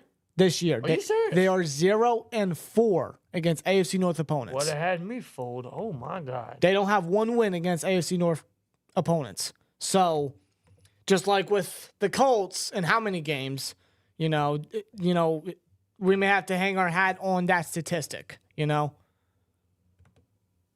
really? They don't. Yeah, they're 0-4 in the division. Every other team has won at least. Yeah, every other team in the division has won 3 games against the division. 4 of their 6 losses are from AFC North opponents. Yeah. That is very interesting to note. That also scares the shit out of me. Yes, it does. Right. It does. You're right. Wow. And also, in regards to the Bengals defense, I mean, Trey Hendrickson is up there with TJ Watt for, I think, a league in sacks. Watt's 16, Hendrickson is 15. Yeah. And Hendrickson, with him going against Dan Moore in our offensive line. fuck. And our offensive line has been very shaky the past couple of weeks. By the way, that's another point. I'm glad you brought that up. That's another point on why you would start Kenny, bro. Your pass protection sucks. Oh, my why God. The fuck would you... Like, dude, even Kenny spindly doody da is just gonna, And dude, even Broderick Jones. We all love Broderick Jones. We all see the type of talent potential he has on the offensive line. But even he, the past couple of weeks, has been very, very rocky. The entire pass protection has, and that all stems from coaching. Pat Meyer sucks. When we say burn everything from the offense, we mean burn everything. Everything. Don't bring nobody back. The only offensive position coach I would bring back for the offense is Alfredo Roberts, our tight end coach. He's been a great tight end coach. Yeah. Great tight end coach. Look what we did for Zach Gentry. Yeah. He's been great with Muth. He's been great with Darnell Washington and Connor Hayward. Yeah, his development with the tight ends and his coaching with the tight ends is very good. He is the only position offensive coach I would bring back. Everyone else, get rid of. Offensive line, running back, wide receiver, get rid of it all. Get rid of it Change all. it all. Keep Alfredo Roberts and get rid of everybody else. Okay? So the pass protection stems from coaching, absolutely. It's been a massive problem. Yeah. We haven't recovered from an offensive line coach since Munchak left. And I'm looking at the Bengals front seven here. Obviously, Trey Hendrickson, he's the main guy. Sam Hubbard, he complements him very well. B.J. Hill. They did lose DJ Reader. Oh, guys. B.J. Hill going to have to go up against Mason Cole. Yeah, he is. Fuck. Yeah, he is. Now again, DJ Reader, he did suffer a torn quad tendon injury. So losing him for Cincinnati, that's got to suck. Big time. But they've always been good. Recently, the Bengals have been very good with their defensive depth. Yeah, not to mention Logan Wilson, Jermaine Pratt. Those two, that linebacker duo there. Both 100-yard seasons and tackles. Yeah. Obviously, you guys know Mike Hilton, former Steeler. And they're going to blitz him. They're going to use him very, very, very, very well. And they have ever since he's been a Bengal. Right. He's been a very reliable defender for them in both pass and run defense. And pass rush. So when you look at this matchup, I think the only thing that's got going for us is the fact that the Bengals don't have a division win this year, and it's AFC North football. And maybe home field advantage, but that really hasn't. That hasn't done us any good. Recently. That hasn't done us any good recently. No. There's not really anything on our side. Maybe the excitement of Rudolph leading the sleigh and maybe saving Christmas for us. I don't know. Yeah, Christmas miracle. Yeah. We're gonna need a miracle of all miracles on the 51st anniversary of Franco's Immaculate Reception, led by a certain Rudolph leading the sleigh. Lighting up the way, right? Hopefully it lights up the Bengals defense, although I'm not holding my hat on that. But I'm looking forward to seeing how Mason does do if he does start, which he should. He should, and I'm fully expecting Mason to start. I do look forward to see, what he can bring to the offense. If he can bring any added boost or extra boost to the team and the vibe at quarterback and just hopefully protects the football. He's very protective with the football. He can sling it to his target, spread the ball out. But even, let's say Mason does play, right? Keep in mind, he has not played in a game, or he's not started a game since the Lions game in 2021. That was the last time he saw NFL action prior to last week. Yeah. I think since then he's only had like 12 different snaps overall. Yeah. So whatever you want to talk about, rust or whatever, I mean Joe Flacco kind of like shut that up. But Tomlin did mention rust, which, hey, Tomlin, that's kind of your fault. But anyway, you mentioned rust, okay? Obviously, you got to get a ground game going. Keep going with what is literally the only identity for your offense, the only thing that's going for your offense. In fact, one of the few things that really helped us win 7 games this year, which was the rushing offense. You got to get back to that. That is actually the only true thing we can trust with this team right now is the rushing offense. We got to keep that running. We got to run out. We got to keep the They know they're bare at safety and linebacker. They know they can't trust their defense no more. Yeah. Outside of Watt and Highsmith and maybe Benton. They know their defense is shot. They know their defense has been terrible for the second half of the season. Keep them off the field. Use the run game to be methodical, kill the clock, and keep the Bengals offense off the field, regardless of who they have. Mm-hmm. You know your defense sucks. You know your defense can't stop anyone or anything. Keep them off the field and just use your offense to kill the clock. Time of possession is going to be key in this one. Time of possession and limiting the turnovers. Yeah. So use the ground game, and that's all I can fucking think of. And I also want to say maybe try to get some turnovers from the Bengals, but the Bengals are a team this year, even with Browning, that don't turn the ball over a lot. No. I believe they actually have a plus 11 turnover ratio. Really? Which is one of the best in the NFL. So they're a team that doesn't turn the ball over a lot. But even with the injuries at linebacker and safety and the guys that we're going to have to put in those positions and get in there, try to make the best of it, take advantage of turnovers that you may be able to get. Well, I will mention Orlando Brown, their left tackle, has been very underwhelming this year. Yeah. So perhaps Highsmith can have a good one against him. I sure hope so. Jonah Williams is starting at right tackle, so maybe Watt and Highsmith can get their duo going and make some plays, and thus we can just punch the ball in with Najee or Warren. Maybe Mason can throw a touchdown. So that's the saving grace. That is the miracle we're hoping for December 23rd, this Saturday. So it's possible the Steelers can come out with a victory. Any given Sunday, or in this case, any given Saturday, any given game in the NFL. Yep. It's not out of the realm of possibility the Steelers walk away sweeping the Bengals, which would be good this year and would be the only good thing coming out this year because that's always fun. But regardless, it's a possibility. But I don't like our chances. I don't like our odds just based on how our team has been performing, the fact that they can't step up in big games, the fact that look at their trend ever since December started. Yeah, it's really hard There's to just go. no reason to have any faith in this team going forward. No, it's hard to have any kind of hope, optimism, faith, like you said, heading into it's tough. We are in a bad state. Even right though now. Tomlin said that everything starts with me and there are going to be changes, but No.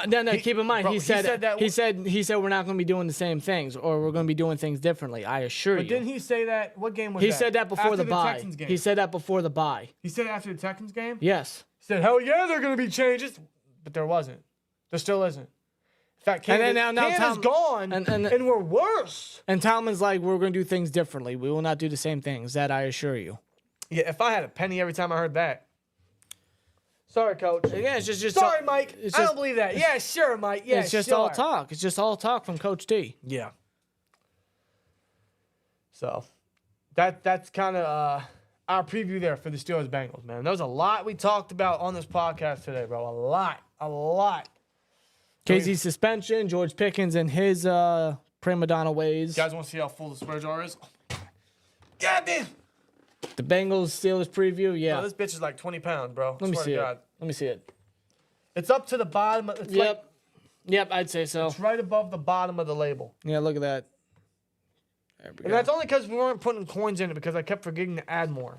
It's going to be full for this Saturday. I promise you that. I promise you you that. promise. Oh, I promise. Are you all talk like Tomlin, or are you a man of your word? Hey, I'm telling you, hey, the team incorporates the mentality of their head coach. I'm just saying. And that's a problem. I'm just saying, bro. I'm just saying. There's been a poll in the chat all stream. 261 votes says who should start. 66% again say Mason Rudolph. Mason Rudolph. Could a certain Rudolph save Christmas? Could he lead the sleigh to a good delivery in Heinz Field? I don't know. I sure hope so. We're all rooting for Mason. Even if you don't like him, you should still root for him because he could be the starting quarterback. Yeah, If Kenny starts, I don't agree with it, but obviously I'm going to root for him to play well. Listen. Despite who the starting quarterback may be, right? Kenny, Mitch, Mason could bring back Landry Jones for fuck's sake. Don't do that. I don't think they will, but Don't do despite who the starting quarterback is, we may Doc not Hodges. be especially Doc Hodges. Despite how they may play or how they may be on the field and their performance, we're always going to support them till the game is over. Absolutely. We're going to want them to succeed because the team goes as far as the quarterback performs. Simple as that. Yeah. At the end of the day, at the end of every game, every season, we're going to rep and support our starting quarterback. We just hope for the best. Exactly. So, at the end of the day, man, let's go Mason. Let's go Mason.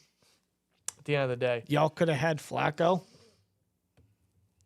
I think Flacco in the Steelers jersey would look even more worse than him in a Browns jersey. I could not accept that. No. I could not accept No. that. It's bad enough Jacoby Jones was a Steeler, and of course, once a Raven, always a fucking Raven. Yeah. I could not accept that. Yeah, that really worked out. It's kind of funny that the Flacco was ending the Browns season all these years, and now he's saving their season. Yep. God, it's fun. It's so weird. Mm-hmm. How the tables turn. I'm glad you brought his name up because I suppose we'll end it with this. And we kind of already touched on it before when we talked about Kenny Pickett a little bit. But, man, this is truly an exposure.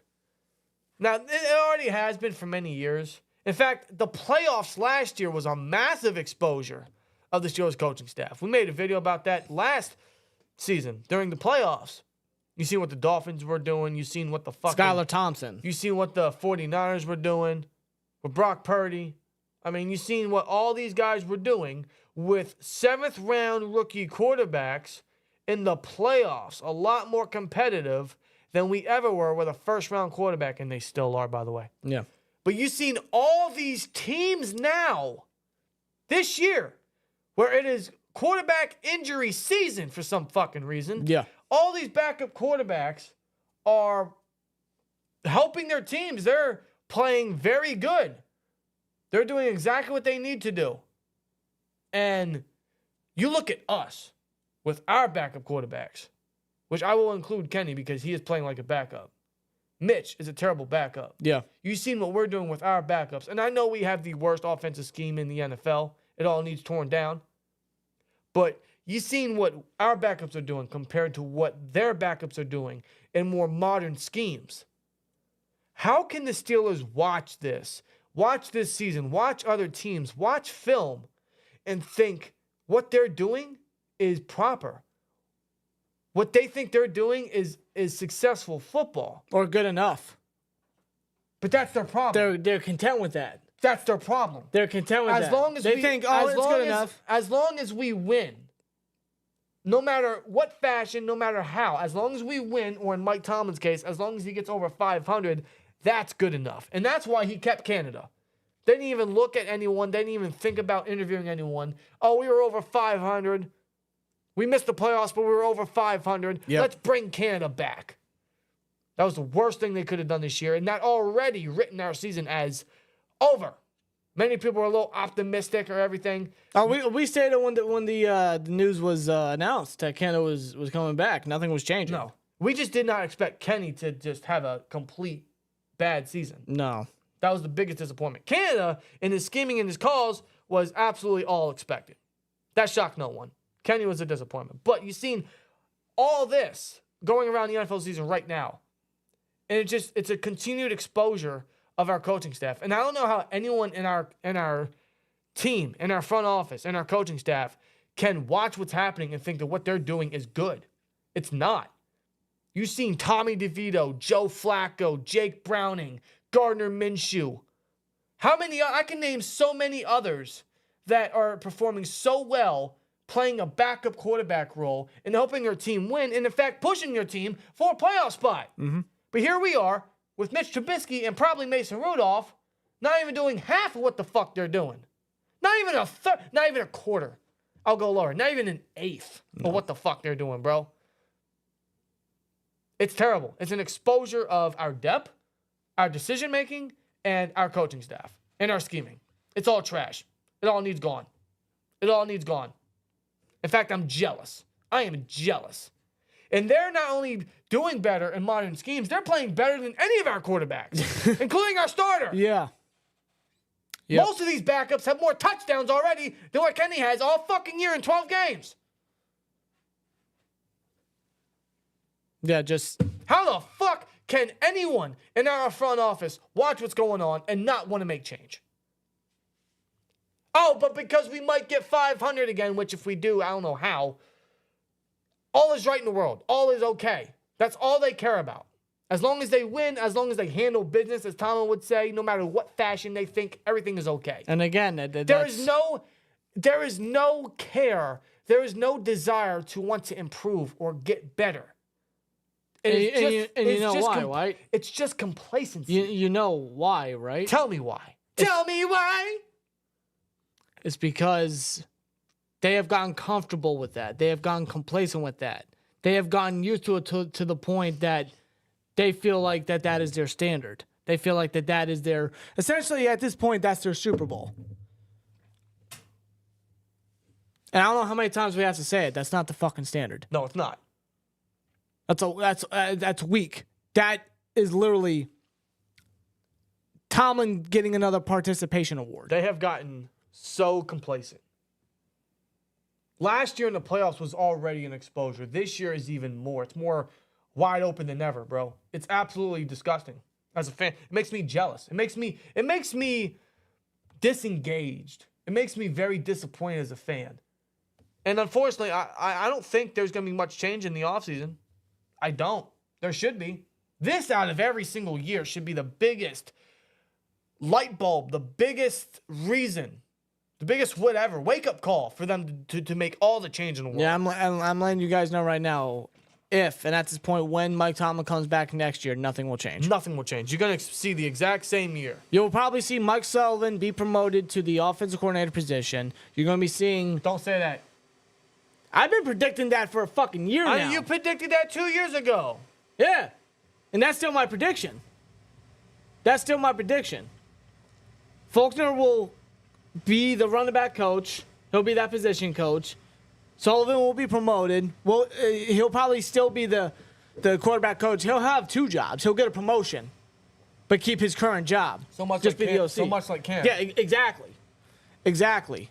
Well, if I don't think the offensive line coach. I think I seriously. I think Pat Meyer sticks around. If that's the case, I need you to take this and hit me in the fucking head with it. I gladly will, live on stream. I will. I won't hesitate. I will do it. Please. God save us! If all that happens, and it all goes back to Tomlin, all circles back to Tomlin, because Tomlin decides who he wants under his freaking coaching tree. And his coaching tree is so fucking dry. If all that happens... It's not even a seed. There's nothing. If all that happens, that next season is going to be just as... It's going to be worse. You can throw next season right into the dumpster along with this season already. Yeah. Yeah, Knight Rider 16. Yep, he said because he worked with Kenny as the quarterback coach. Oh, good chemistry, right? Yeah, that's good shit, pal. That's exactly what Rooney said. Yeah, Art the Clown. Art the Clown. You know what I want to do? I might bring down my Art the Clown mask and just say, hey, Mr. Rooney, how you doing? That's not a bad idea. You know, maybe have that might be a new background. Maybe have him as a guest for the Bengals live stream. Yeah, live right? reactions, right? Everyone will be in the live chat in the comments. Why do you have a clown mask? Oh, that's Art Rooney. That's Art the Clown. Yeah. Or, excuse me, Art Rooney II. I don't want to disrespect the Chief. No. May he rest in peace. And thank you for bringing us this franchise. And thank you to Dan for honoring it greater for us. Yeah, it's just no thanks to... no thanks to Art II for not taking that same mentality or chemistry or motivation along the way. He's just there.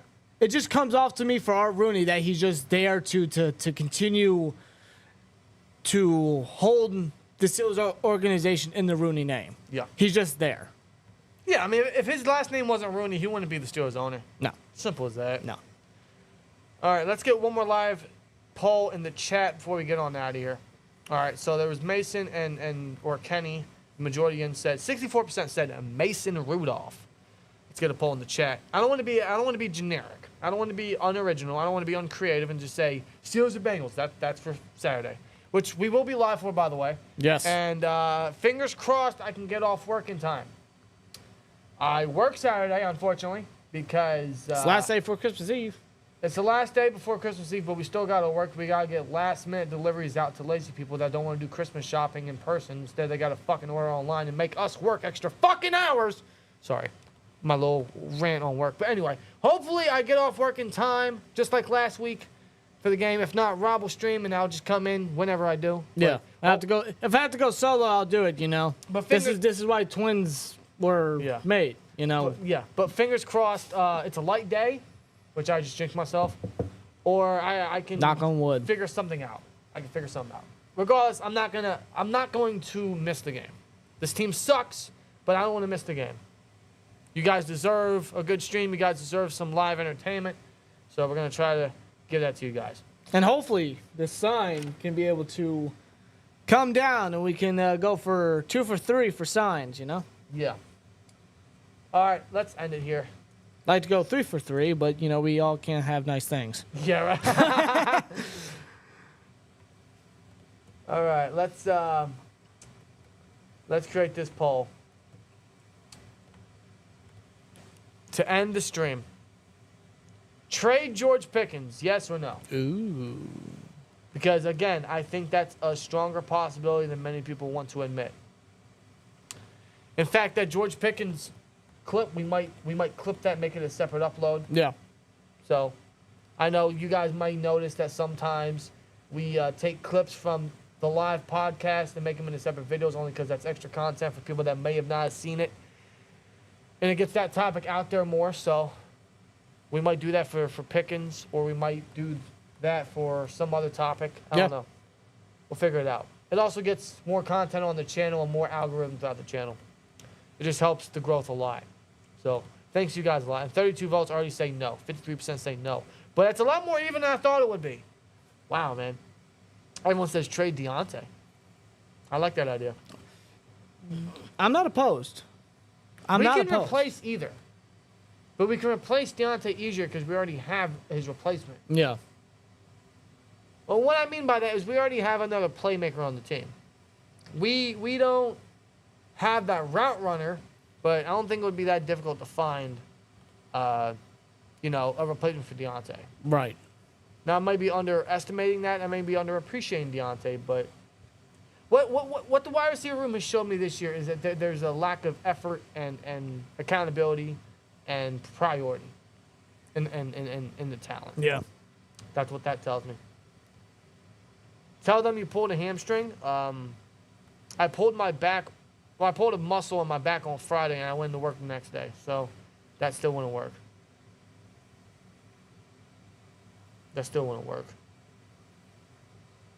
Damontae, what the fuck?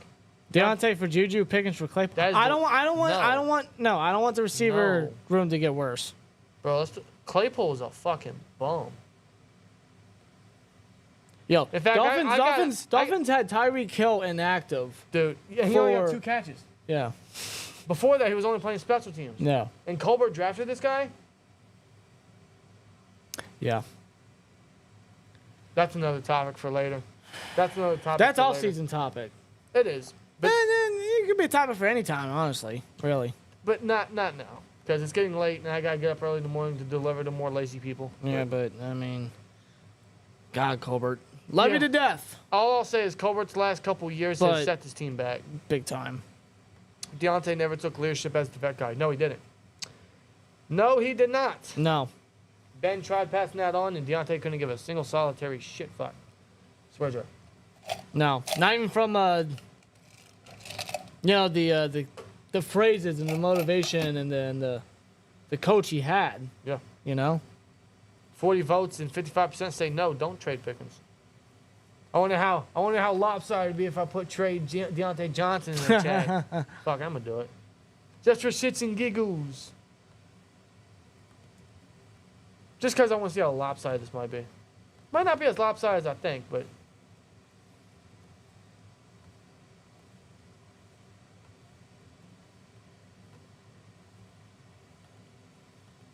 All right, let's see what you guys think.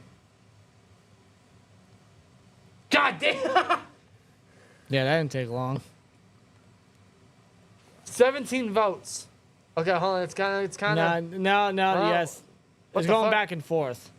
It's going back and forth. Let me fucking refresh the page. Well, a lot of it says yes, so I'm just going to go with that. I'm going to go with that. Yeah. Okay, so it's not as lopsided as I thought, but still. You guys would much rather trade Damontae to Pickens, which I would agree. I don't think, but keep in mind, I don't think either are getting traded. I don't. No, I don't think they. They're not going to. I don't think they give up on them. They're not going to do that to Kenny, and they are bringing Kenny back. So, hey, it's just a reality. Nothing's changing. Let's just be honest. Nothing's changing until proven otherwise. Tomlin's coming back. Kenny's coming back. We're fucked. Simple as that. Next season is going to be the same result, so don't get your fucking hopes up. Unless we go through an absolute coaching sweep with the coordinators and Tomlin loses his grip, then maybe. But Even then, I don't know. Still one of those things you gotta be cautiously optimistic. So. Yep. Trade DJ for second or third, draft wide receiver, excellent route running.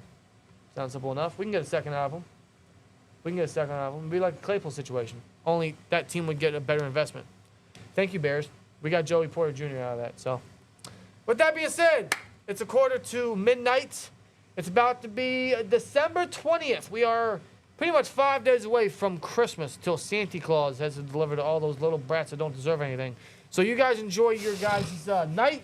Enjoy the rest of your week. We will see you guys Saturday afternoon/evening, the 51st anniversary of Franco's Immaculate Reception. Hopefully the Steelers can honor him well, very much like they did last year versus the Raiders in prime time. Christmas Eve, actually. Christmas Eve, yeah, it was Christmas Eve. Yeah. So hopefully we can kind of deliver that in Franco's honor, and maybe we can get a nice win versus the Bengals and sweep them. And hopefully a certain Rudolph can help light the way and lead the sleigh. We'll see. To a victory. We're all rooting for it. We'll see what happens. We'll see what the news says throughout the week in regards to Mason or Kenny. We'll keep it very updated on that. Otherwise, we'll see what happens, man. But here we go, Steelers at the end of the day. I know we're in a tough spot. Our playoff chances are over. But at this point, it seems like we're fighting for pride. That seems like what we're playing for. And I feel like we say that every year. Can they even get that? I don't know. Can they even get that? I don't know. Maybe that's me giving them a little too much effort. I don't know. Which we don't see a lot of that, obviously. Yeah. So you guys enjoy the rest of your night. We'll see you guys Saturday for the stream. Take it easy, guys. It is the last week before we hit Christmas. So anything you guys are doing, shopping or family-related, traveling, whatever, do it safely. And you guys have a good week. Make it a strong one. And before you know it, man, you'll get a big lump of coal in your stock. So you guys have a good one, man. Have a good night. And as always, like, comment, subscribe, and we'll see you later. Peace! Yeah, buddy. Yeah, you see that? See that guy wearing number 2 in the middle? Yeah. Hold on. I got a question. Why didn't you put antlers on him? Oh, fuck. I should have. I should have put a big red nose on it. Yeah, come on, man. Oh, no. I should have put a big red... Is it still time? There is still time. What are you talking about? There's still I was about to time. say, is there time to do it for the live reactions? What are you doing? Yeah, there's time to do it for live reaction. What are you I'm doing? doing it now. This is impromptu, ladies and gentlemen. Give me a minute. I don't know what he's trying to do. What are you doing? I don't know what the hell he's doing. I guess. That ain't gonna work. It might. You don't know that. Where's the only way to find out? That might You're gonna put that on his face? Okay. Okay, you know, I'll do that later. I like that idea. Yeah, I'm going to update the thumbnail for the live reactions. It's going to be Rudolph. If he's confirmed the starter, he's going to have antlers and a fucking red Or just nose. put Rudolph's, the red-nosed reindeer, the face. I don't know. Yeah, maybe I just take out Rudolph and put in, like, Rudolph, the reindeer. Does that mean we gotta decorate this place with antlers and stuff? No. Good. No. Because I'm a decoration guy, but I ain't doing that. nah. You gotta take it down. I just don't feel like doing that. That ain't happening. Just understand, man, with the Pittsburgh Steelers. Because this is what we do. This is who we are.